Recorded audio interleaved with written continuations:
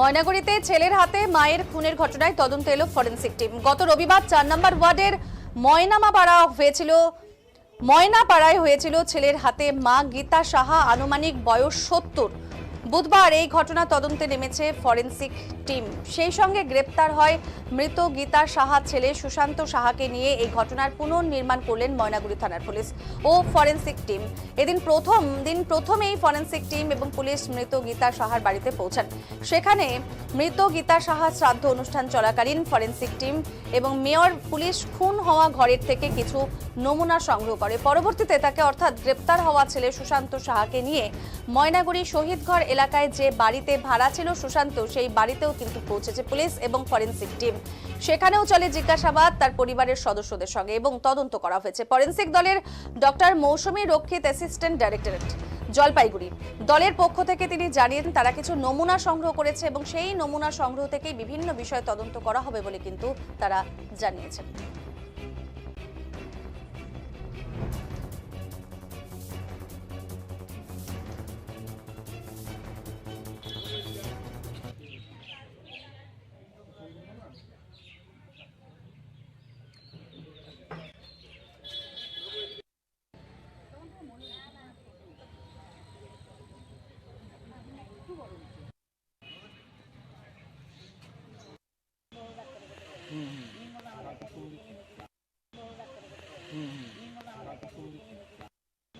আইসি দেখি যে এরকম গ্রিলে তালা দেওয়া, তখন আইসিকে ফোন করি।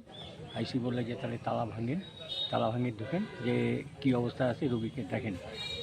তখন আমি চিন্তা করলাম যে না, নিজে না ভেঙে সঙ্গে সঙ্গে থানায় গেলাম, থানার স্টাফ নিয়ে আসলাম। থানার থেকে স্টাফ নিয়ে এসে গ্রিল টিল ভাঙার পরে আমাকে বললো যে আপনি হ্যাজবলটা খুলেন। আমি হ্যাজবলটা যখনই খুলি দেখি যে সামনে ওরকম রক্তাক্ত অবস্থায় পড়ে আছে। তারপরে তো যখন পড়ে আছে তারপরে তো আমাকে বললো ঠিক আছে আপনি যান এখন পরে। তো আজকে এখন আসলাম, দেখি যে ফরেনসিক লোক লেগে আসছে।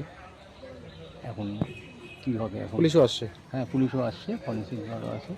আর আজকে দেখা গেল ওনার বাড়িতে, ওনার বাড়িতে তো আজকে কাজও আছে, আজকে শ্রাদ্ধ অনুষ্ঠান হচ্ছে। আজকে শ্রাদ্ধ অনুষ্ঠান, এবং শ্রাদ্ধ অনুষ্ঠানেরও মালপত্র আমি অনেক পুরোহিত সব জোগাড় করে দিছি।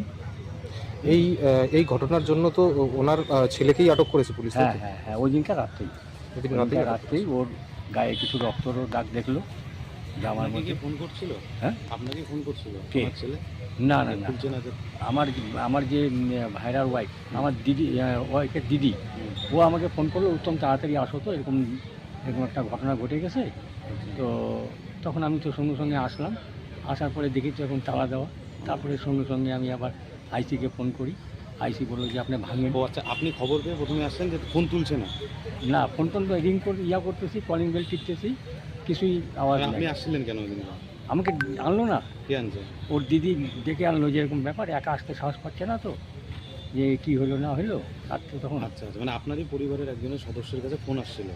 হ্যাঁ, আমার হচ্ছে ওয়াইফের দিদি। ওনাকে ফোন করছিল হচ্ছে উনি তখন আমাকে ফোন করে, ছোট ছেলে ওনাকে ফোন করছিল। তারপরে আমি আসি, একা আসতে থানায় ফোন করলেন। আমার নাম উত্তম কুমার সাহা। কালা মুখোশ দেখাই যায় না।